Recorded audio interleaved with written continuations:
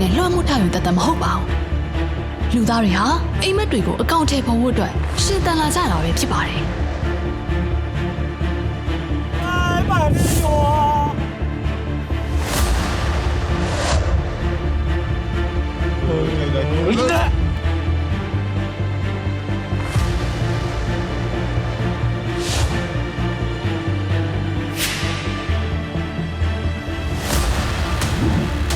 ဝါသနာပါရယုံကြည်မှုတစ်ခုကိုစောစားဖို့ကတော့ရင်းရင်းနဲ့ဆုံးဖြတ်ချက်ဆွဲလုံးလုံးရိယာများစွာလိုအပ်မှာအသေးကြပါပဲဒီလိုပင်ပန်းစည်းရမှုတွေကိုရှင်းနေပြီးမြန်မာနိုင်ငံမှာအင်္ဂလန်နိုင်ငံအထိစိုက်ကယ်နဲ့ကဘာလက်ခီးသွားခဲ့ကြတဲ့လူငယ်လူဦး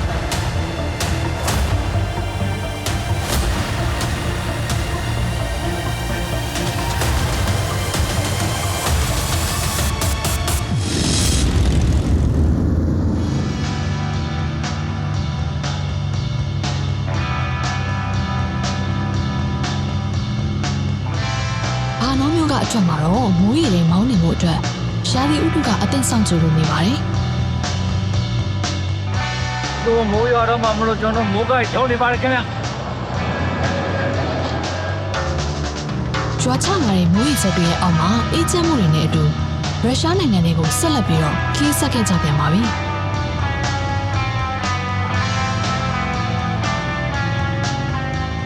ခီးဆက်ကြတော့အဲ့ဒီမှာလဲကျွန်တော်တို့မိုးကလည်းရွာမိုးရွာရင်လည်းကျွန်တော်တတိထားမိတာစသတိထားမိတာမိုးရွာထဲမှာကျွန်တော်ကနောက်ကနေနေတဲ့ခါကျရင်ကိုဆိုင်ရဲ့ပရိယာအပြင်းနဲ့လင်းနေတာပေါ့နော်ကျွန်တော်တော့အစားတော့တိတ်တော့သတိမထားမိဘူးကြာကြီးလည်းဖြစ်လဲဖြစ်လာကျွန်တော်တော့စပြီးတော့ဟို record လေးလုပ်ထားမိတယ်လုပ်ထားရင်လည်းကြီးကြီးတော့သူကနောက် break ကသူကခြေထောက်ကတင်နေပြီးတော့သူက break ကတော့ဆောက်ယူမိတယ်ခါတိုင်းကျွန်တော်မွန်ဂိုလီးယားတို့ဘာလို့ကျွန်တော်အမြဲတမ်းမတည့်ရမောင်းတာလို့အမြဲတမ်းလှုပ်ရှားနေရတာထိုင်မောင်းရတဲ့ဟာကနေရုရှားရောက်လာတော့ထိုင်မောင်းကများလာတော့ခြေတော့တတိမထားမိပဲတင်ထားမိရတောက်လျှောက်တင်ထားမိတော့ break ကလုံးဝပါသွားတာ Okay ကျွန်တော်တို့ဒီနေ့ဟို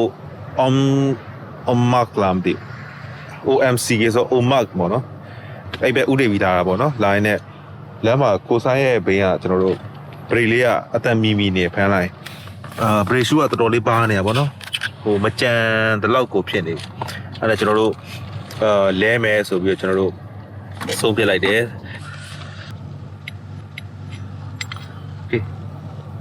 တော့ဒီကောင်ဘာကြောင့်ဖြုတ်လို့မရလား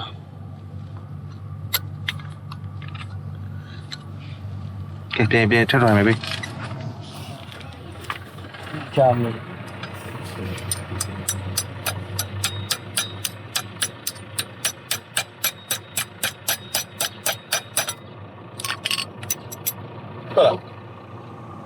ကဲ break လဲတာကိုညာဘက်က break ကဟောင်းမှာဒီဘက်က break တစ်ပါဒါ break တစ်ဒါ break ဟောင်းဘလောက်ပါပါလဲ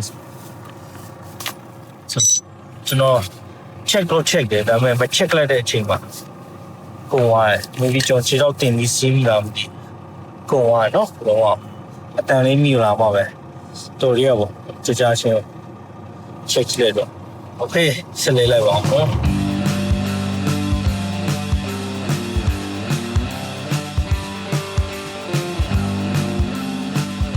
အဲ့တဲဥခိုင်းရှိမှာပဲ break back ကိုလဲပြီးတော့ break back ကောင်းပြန်စမ်းကြည့်ပါစမ်းကြည့်ပြီးမှကျွန်တော်တို့အညာအဲ့မှာပဲအိတ်လိုက်တယ်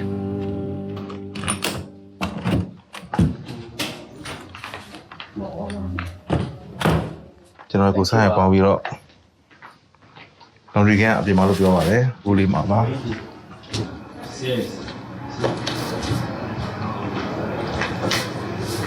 laundry стирку laundry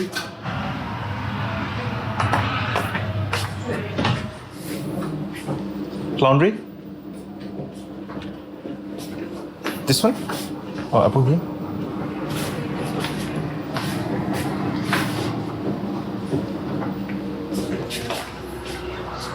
Так, yeah как тебя записать? ကျွန်တော်ဝက်ခေါင်းနေအမှကျွန်တော်ဒီခန္ဓာမှာကတိ9လုံးရှိပါတယ်မနေ့ကတော့ကျွန်တော်ခန္ဓာမှာလူ3ယောက်အိပ်ပါတယ်9ယောက်လောက်အိပ်မယ်ဆိုရင်နည်းနည်းတော့ပွဲစီမှာပြီးရတာခုံမောင်းတယ်ကြားနေအောင် မနေ့ကကက်လို့ပြီးတော့ ဟုတ်တယ် စီစဉ်တာ မနေ့ကကမ်လုံးမလို့ကျွန်တော်ကမ်လုံးမလောက်တိုင်းယာဒီဥတုကလုံးဝပြောင်းလဲသွားတယ်စကားတော့ကြည့်ချင်းပြောရကမ်နဲ့ကိစ္စကိုပတ်သက်ပြီးဆက်သွားမှာပေါ့နော်မြို့နာမည်လည်းမှတ်ပြီးတော့ဒါပေမဲ့လမ်းကြောင်းတော့မော်စကိုလမ်းကြောင်းမှာရှိ ရုရှားနိုင်ငံရဲ့ Omsk မြို့ကိုဆက်လက်မောင်းနေရမှာဖြစ်ပါတယ်။ Omsk မြို့ကတော့ Omsk Oblast ရဲ့မြို့တော်ဖြစ်ပြီးအနောက်တောင်ဘက်စိုက်ဘေးရီးယားမှာတည်ရှိပါတယ်။လူဦးရေ17တန်းကျော်နေထိုင်ပြီးဥရဲတောင်တန်းရဲ့အရှေ့ပိုင်းမှာတတိယအကြီးဆုံးမြို့တော်လည်းဖြစ်ပါတယ်။ရုရှားနိုင်ငံမှာဆိုရင်တော့တတမမြောက်အကြီးဆုံးမြို့လည်းဖြစ်ပါတယ်။ Omsk မြို့မှာသူတို့အနေနဲ့ဘယ်လိုစိတ်ဝင်စားစရာနေရာတွေတွားရောက်နေပတ်ခဲ့တယ်လဲ ဘုံမှာလည်းကျွန်တော်တို့လေ့လာစရာသူတို့ဒီစစ်နဲ့ပတ်သက်ပြီးတော့ရုရှားဘက်ကပေါ့နော်သူတို့ museum လေးထိုးအရန်စိတ်ဝင်စားဖို့ကောင်းနေရှိရပေါ့နော်အရန်လည်းစိတ်ဝင်စားဖို့ကောင်းပါတယ်သူတို့ဒီဟောပေါ့နော် case ဆက်သုံးခဲ့တဲ့အသုံးအဆောင်ပစ္စည်းတွေစက်ပစ္စည်းတွေအားစားပေါ့နော် Okay ခုကျွန်တော်ရောက်နေတဲ့နေရာတော့ ကျွန်တော်တို့ဒီ Omsk မြို့ရဲ့ဒီ military museum complex military museum complex ဆိုကျွန်တော်စစ်တမိုင်းပြတိုက်ပေါ့ ဖြစ်တယ်မပြတယ် တိုင်းတာအောင်စွာရှိတဲ့ဟာပါသူဒီတဲ့ကြီးရလည်းရှိမှာပါ Omsk စစ်တမိုင်းပြတဲ့ကတော့1915ခုနှစ်ကထုတ်လုပ်ထားတဲ့စစ်ဌာနချုပ်နေရာကိုပြန်လည်ပြင်ဆင်ပြီးစစ်တမိုင်းပြတဲ့အဖြစ်ထားရှိထားတာပါ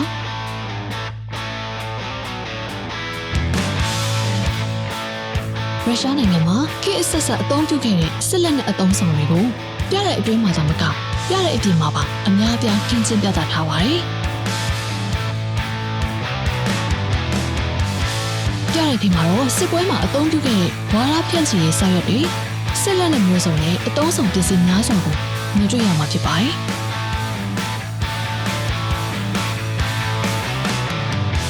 ဒါပြင်စစ်ပွဲအတွင်းချွေးတက်စကန်မှာအဖြူမဲ့တပ်ပုံတွေနဲ့တခြားသောသမိုင်းဝင်တပ်ပုံများစွာကိုလည်းလေ့လာကြည့်ရှုခဲ့ကြပါတယ်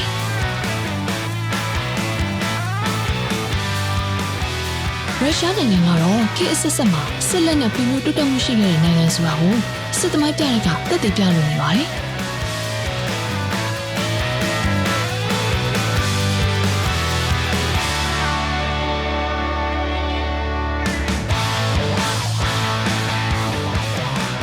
အမှန်ပွင့်လင်းပြောကျွန်တော်နှစ်ယောက်လုံးကစစ်သုံးဆောင်ပစ္စည်းအရင်ကြိုက်ပါတယ်အဲ့တော့ဒီစစ်ပစ္စည်းမြင်ရချင်းရန်ပြောပါတယ်ဘာဖြစ်စစ်သုံးဆောင်ကြိုက်လဲဆိုတော့ကျန်းခံတယ်ဗျသူတို့ပစ္စည်းတွေအကုန်လုံးအရင်တော့ဆိုကျွန်တော်မြန်မာပြည်ကထုတ်တဲ့စစ်ဆောင်တွေစစ်အိယာလိတ်တွေကျွန်တော်မှာရှိရနော်ရှိတယ် ခုလာတော့စစ်တီရှပ်လေးတော့ဝယ်လာတယ်ကျွန်တော်ထောက်ကျန်က ပါတယ်ကျွန်တော်ပါတယ်လေ အေးဘယ်လိုလဲကောင်းတယ်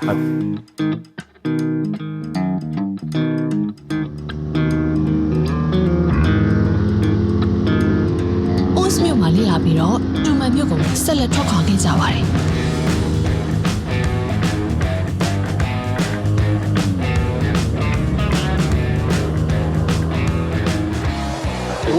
Гладкий хайвей. О, raining.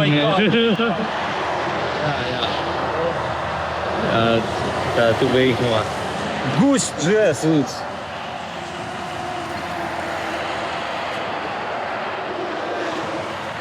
People in it. Okay. Сейчас вам дам наклейки. Держи. Oh. Сам. Okay. Амур. Amor. Дома наклеишь или где наклеишь? Amor. Thank you.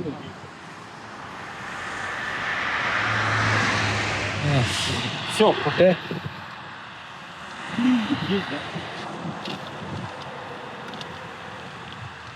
Вот. Окей? Да, окей. Нет. Ага. Класс. Totoo.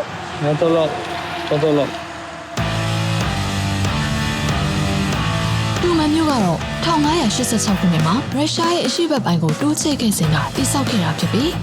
ဥရဲတောင်တန်းရဲ့အရှေ့ဘက်ပိုင်းမှာစက်မှုနဲ့စီးပွားရေးအချက်အချာအဓိကအကျဆုံးနေရာတစ်ခုဖြစ်တည်ရှိနေပါတယ်။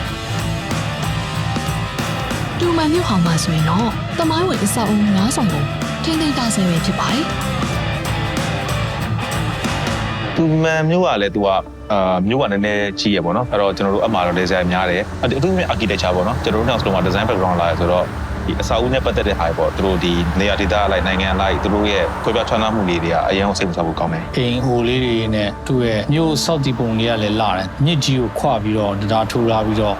မြစ်ကို cruising နဲ့သူ transportation နဲ့လောက်ထားရလေရှိတယ်ကျွန်တော်တို့ဆိုရင်ရုရှားမြို့ကတူမန်တက်တယ်တူမန်မြို့ကိုရောက်နေပါတယ်ကျွန်တော်ဒီနေ့နည်းနည်းစော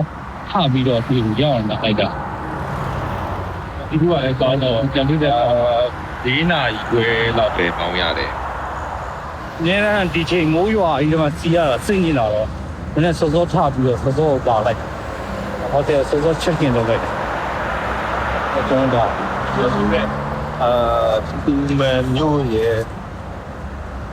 ကျွန်တော်မျိုးရဲ့ river နာမည်ကတော့ Tumen River ဖြစ်ပါတယ် ဟုတ်ကူ ။ဟုတ်လား။ Tura River ။ဟာ Tura River Tumen က Tura River ဖြစ်ပါတယ်။ ဒီလိုတော့လားနော် ဟုတ်လားလေ ဒီဖျားเจ้าကြီးဟိုရဲ့မုံကြီးတွေကခေါ်နေဆိုပါတယ်ကြာ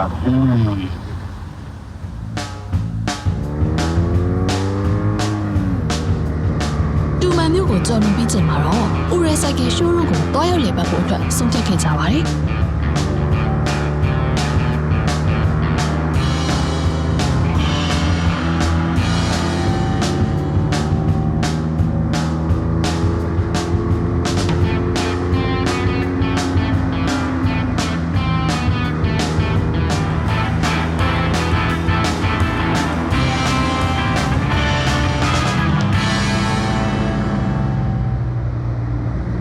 ရုရှားမှာပေါ့နော်ကျွန်တော်တို့ဒီအရန်စိတ်ဝင်စားရတဲ့ topic လေးတစ်ခုရှိရဲအဲ့ဒါတော့ကျွန်တော်တို့ Ural motorcycle ပေါ့နော် Ural motorcycle ကကျွန်တော်တို့ဟိုရှိခဲ့တဲ့ရှိခဲ့တယ်ကျွန်တော်တို့ဒီ classic ဘိန်းကျတဲ့လူတွေဆိုရင်အရန်စိတ်ဝင်စားတယ်ဒေါ်လာပေါက်ဆိုင် engine နဲ့ပဲပြောရလဲ ဟုတ်တယ် အဲ့တော့ကျွန်တော်တို့ကလည်းအဲ့စိတ်ုံလေးကိုအခါအခွင့်တင်ဝင်လဲခြင်းနဲ့ပေါ့နော်ဒါမှမဟုတ် museum ဖြစ်သွားမယ်ဆိုပြီးတော့ကစားရဲရတော့ပြောဦးတယ်အဲ့တော့လမ်းကလည်းတိတ်မွေးဘူးဆိုတော့ကျွန်တော်တို့သွားပြအောင်သွားလိုက်ကြတာပေါ့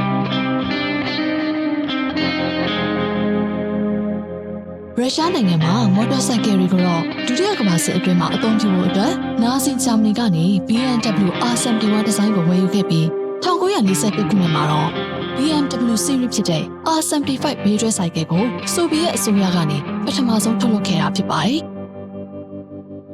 စက်ရုံကိုတော့မော်စကိုမြို့မှာစတင်တည်ဆောက်ခဲ့ပြီးဒုတိယကမ္ဘာစစ်အတွင်းမှာပုံကျဲခံခဲ့ရတာကြောင့်ဥရဲတောင်တန်းရှိရာ Iris ပြည်နယ်မှာပြောင်းရွှေ့တည်ဆောက်ခဲ့တာပဲဖြစ်ပါတယ်။ I am Set Ural Museum ကိုတော့2004ခုနှစ်ဇွန်လ25ရက်နေ့ကစတင်ဖွင့်လှစ်ခဲ့တာဖြစ်ပြီးပြတဲ့အတွင်းမှာတော့မော်တော်ဆိုင်ကယ်တွေရဲ့ဖွဲ့စည်းတည်ဆောက်ပုံတွေနဲ့အမျိုးအစားစုံတဲ့ဆိုင်ကယ်တွေကိုအင်ဂျင်ပြသထားပါတယ်။အဲဒါကြောင့်သူတို့နဲ့အတူလိုက်ပါကြည့်ရှုလိုက်ရအောင်နော် Смотрите, спускаем на воду управление. museum လေးကထူးခြားတာတော့ဟိုစိတ်ယုံဘေးမှာတည်ထားတာရယ်ပြီးတော့ဟို Ural ရဲ့လက်အောက်လည်းဖြစ်ချင်မှာဖြစ်မှာ maybe private own ပေါ့နော်ဟိုလောက်ထားတဲ့ museum လည်းဖြစ်မှာပေါ့ဒါပေမဲ့ကျွန်တော်တို့ဘာတွေ့ရလဲဆိုသူ့ရဲ့ blueprints ပေါ့သူကပုံဆွဲထားတာနဲ့အစနေစပြီးတော့ဒီဆိုင်ငယ်တီဆောက်တာဒီဆိုင်ငယ်ဒဇီဘလို့ဖြစ်တည်လာတဲ့ဟာကိုအစင်စင်လောက်ထားတဲ့ပြခန်းလေးတွေအစဒီ Ural ရဲ့ engine ကိုအသုံးချပြီးတော့သူတို့နိုင်ငံရဲ့လိုအပ်ချက်အရာလောက်ထားတဲ့စက်မှုလေယာဉ်သုံးပစ္စည်းတွေပြီးရင်သူတို့ရဲ့ဟိုမှာနင်းတောင်တွေတက်ဖို့လုပ်ထားတဲ့ရင်တွေရေလွှာရှက်ပြေးရင်တွေ electronic ရင်တွေကအစပြီးရင်ကျွန်တော်တို့ဒီဟိုပျော်ပွဲရှင်ပွဲတွေမှာတုံးတဲ့ရုပ်ပြအလှရင်တွေကအစုံပေါ့နော်အဲ့လိုဆိုင်ငယ်မျိုးစုံကိုသူတို့ပြထားတာအဲ့မှာကျွန်တော်ကြည့်ရတော့မဝပါဘူး Открывается, да? А вот смотрите, вот эта лодочка открывается вот таким образом. Видите? This boat is for you today.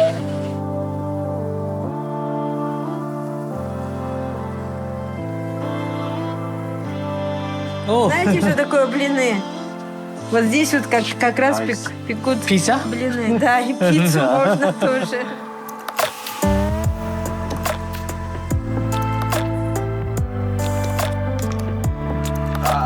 Wheel. Байк ел.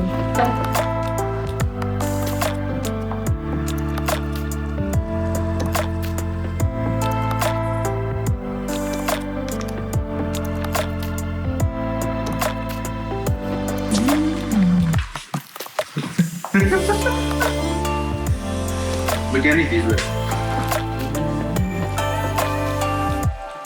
ရောကတော့ဘေးတွဲဆိုင်ကမှာတော့နာမည်တော်ကြီးတာဟုတ်ဆိုဒီဘေးတွဲနဲ့ပတ်သက်ပြီးတော့ပြိုင်ပွဲတွေလည်းဝင်ကြတယ်အဲဒီဦးရော engine နဲ့ပဲပြိုင်တဲ့ဘေးတွဲရင်ကိုကိုအောင်ကျော်ဝင်းတွေ့တော့သူတက်ခွာပြီးတော့မှ museum ကအဲဒီတော်ရဲ့တားကလည်းလိုက်ပြီးတော့ဘေးနားမှာတက်ခွာပြီးတော့သူတို့နှစ်ယောက်ဆိုင်ကြီးစီးကြတယ်ချစ်ဖို့ကောင်းတယ်ကလေးလေးက Okay good this way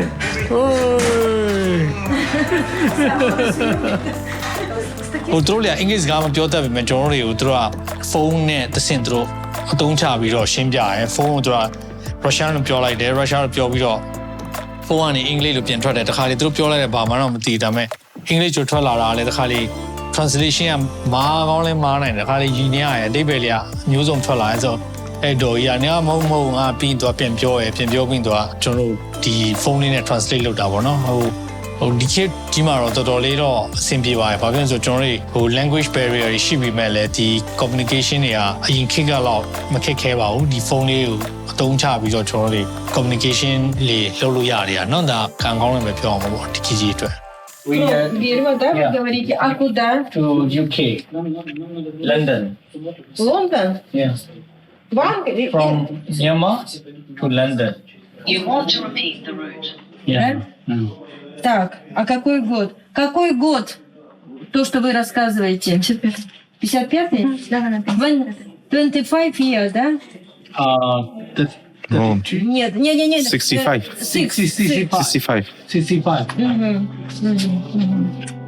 local TV station တဲ့ကျွန်တော်တို့ interview တစ်ချက်လာလုပ်တယ်သူတို့လည်း museum နဲ့သူတို့ချိန်ထားနေမှာပေါ့သူတို့ထူးခြားလူလေးလာဆိုကျွန်တော်တို့ကလည်းမြန်မာပြည်ကလာဆိုသူတို့အတွက်လည်းထူးခြားနေတော့ရသူတို့ကျွန်တော်တို့လာပြီးတော့ interview တွေလုပ်ကြရဲမှာကျွန်တော်တို့လေးလာနေအယုတ်တွေကိုသူတို့ကောက်ပြီးတော့သူတို့သတင်းပြန်လုပ်မယ်ထင်ပါတယ်World Museum ရောက်ရင်တွားကြည့်လိုက်ပါအရန်ကြည့်လို့ကောင်းတယ်ဘူဒ္ဓများရတယ်ပြီးရင်ကျွန်တော်တို့လက်မထိုးထားလေးလည်းတွေ့ခဲ့အောင်ပေါ့နော် Okay thank you Спасибо bye bye Thank you so much.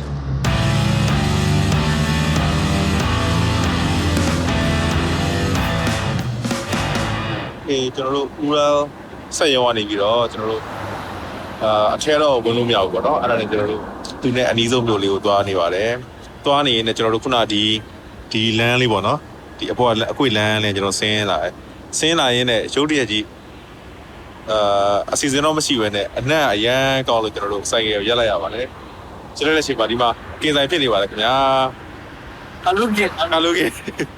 တယောက်သားတိုင်မစားဘလို့ကိုဆက်ရတဲ့ရှိရတယ်ဘရိတ်ဒီအိုကျွန်တော်လည်းအုံနေအဲ့ဒါနဲ့အကင်လေးတွေစားပါမယ်ကျွန်တော်တို့ rap လည်းစားဖို့စီစဉ်ထားပါတယ်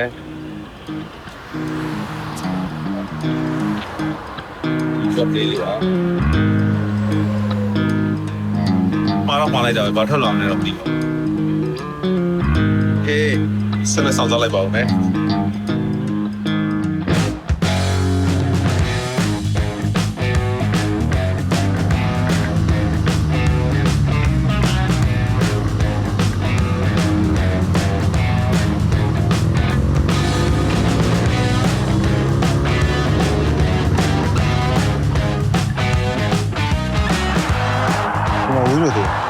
15မိုင်လို့ကျွန်တော်တို့ရောက်တဲ့နေရာ Siberian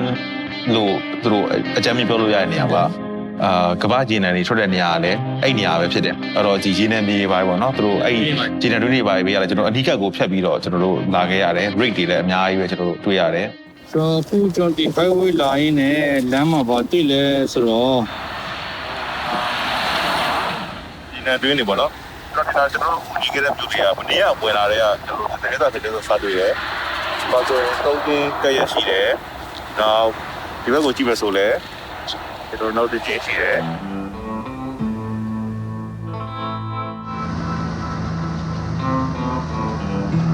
တွိုင်းတိုင်းနဲ့ကျွန်တော်တို့အမှထမင်းစားချိန်ကြော်ရတာပေါ့နော်ထမင်းစားချိန်ကြော်ရတော့ကျွန်တော်တို့ကလည်းထမင်းဆိုင်လေးရှာတယ်နောက်ဆုံးတော့ကျွန်တော်တို့အမှ convenience store သေးသေးလေးထူသွားတွေ့တယ်ပုံဆိုင်လေးပေါ့ကျွန်တော်နေတဲ့စားပါဂျူးစီယန်ဘနာနာရဲ့ကော်ဖီရဲ့ အာလူညက်ထားတယ်နင်ကြားရင်ဒီကဒီကိုကြိုက်လေးတူပါဒီကပုံစံဆိုင်လေးပါပုံစံဒီဇိုင်းမရှိတဲ့ဒီကမှာဝါခါပါ那么都那个了，这样。 ပုံစံဆိုင်လေးဝင်လိုက်တော့ကလေးလေးကလည်းကြောင်းအပြန်တင်တယ်အဲတော့ကျွန်တော်တို့တွေဆိုင်ထဲဝင်တော့တွေ့တော့သူတို့တွေကလိုက်လာကြတယ်အမအဲ့ဒါမှလဲလဲဝဲရှိရဲ့ကလေးမလေးတယောက်ဆိုသူကနေဟောက်ဆိုပြီးကျွန်တော်တို့လာပြီးတော့နှုတ်ဆက်တာအဲ့တော့ဟုတ်ပါဘူးပေါ့အမကွန်ကျော်ရင်တော့ပြန်ပြောလိုက်တယ်မင်္ဂလာပါဆိုတာသူတော့မင်္ဂလာပါဆိုတာ Russian တန်လေးနဲ့ပြန်ပြီးတော့ဟောလောက်တာ La pa. Yes, very good. Okay. Birima. Thailand. Okay. China. India. Okay. So Birima. Okay. Good.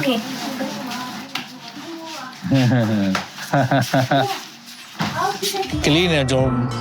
တော်တရမြမတမြရှော့ပြောနေကြ ice cream ကျွေးလို့အဲ့ဒီဆိုင်ကအတော်ကြီးကျွန်တော်အံ့ဩနေ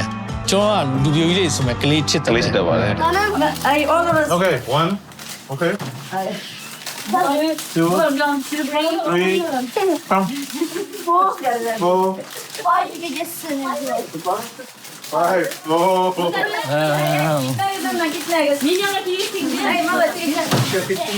one each Возьми говорится ничего.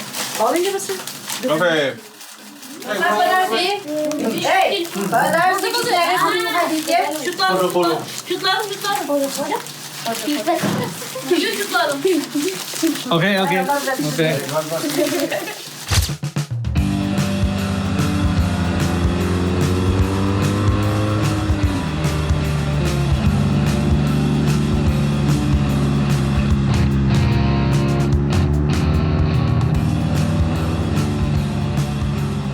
ပူရောမြူဇီယံနဲ့ထွက်လာပြီးတော့ကျွန်တော်တို့ရေကန်တင်ဘက်ကိုကျွန်တော်သွားကြတာ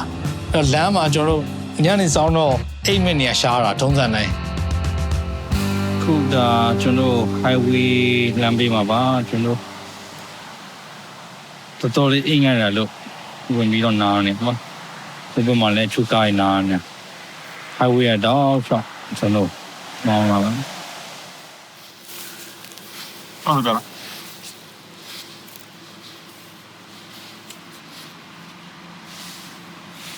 အကြောင်းလေးကြည့် ကြည့် ကခရတယ်ကခတော့ကျွန်တော်တို့တနေရာပေးတယ်အဲ့ဒီတနေရာလေးက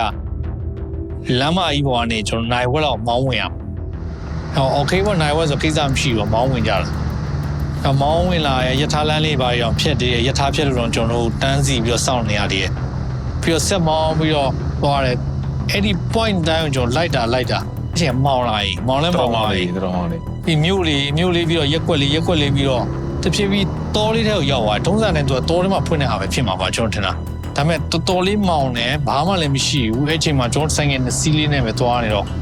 အောင်ကျော်ဝင်းရဲ့စင်တော့မပြေဘူးထင်တယ် လမ်းကလည်းသူမရှိတော့ဘူး လမ်းလည်းမရှိတော့ဘူး လမ်းတော့စိတ်ဝူတာဒီသွားရင်းနဲ့ပေါ့နော်ဟိုလမ်းဆုံးကြရင်ကျွန်တော်တို့ပြန်ကူးလို့မရမှာတော့နောက်ရွှွန့်နေပါတဲ့ကျွန်တော်တို့ဆိုင်ကနှစ်သွားတာပဲညာဆိုရင်ဟိုဒုက္ခရောက်မယ်ပေါ့နော်အဲ့တော့ကျွန်တော်တို့ဟာမဖြစ်ဘူးပြန်ထိုင်မှဖြစ်မယ်ဆိုပြီးကျွန်တော်တို့ကဖြစ်မယ်ဆိုတော့အဲ့နေ့ကကျွန်တော်တနားရီလောက်မောင်းနေပြီတက်ခုမနေအောင်မတွေ့သေးဘူးဆိုတော့အဲဆိုတော့မထူးဆိုပြန်ထွက်လာမယ်ဆိုတော့အဲ့မှာတူတော်ကျွန်တော်နောက်ပြီးတော့အေးတော့ဝုန်းဝင်လိုက်လာပြီဆိုတော့နှစ်ယောက်တာမောင်းပြေးကြတာအဲ့တော်တဲ့အနေနဲ့လမ်းမကြီးကိုပြန်ရောက်သွားလမ်းမကြီးကနေတဆင်ကျွန်တော်တို့နောက်ထပ်နိုင်ဝက်45မိနစ်လောက်ဆက်မောင်းလာပြီးမှထက်ရှာအဲ့မှာနောက်တစ်နှစ်ယောက်တွေ့ Okay ရပြီဝေးရပြီဝေးရပြီ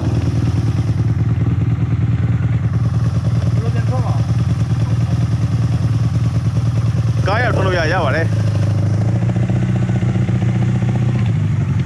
Okay တွေ့တော့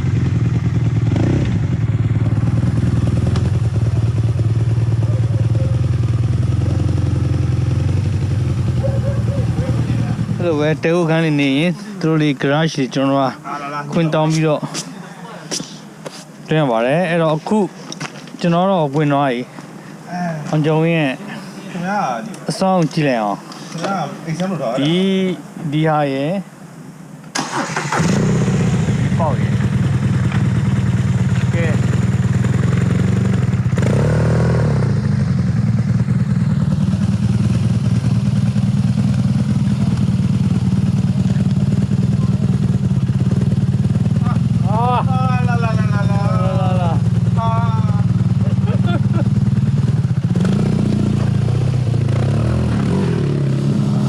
ဟိုမှာတော့ဒီလို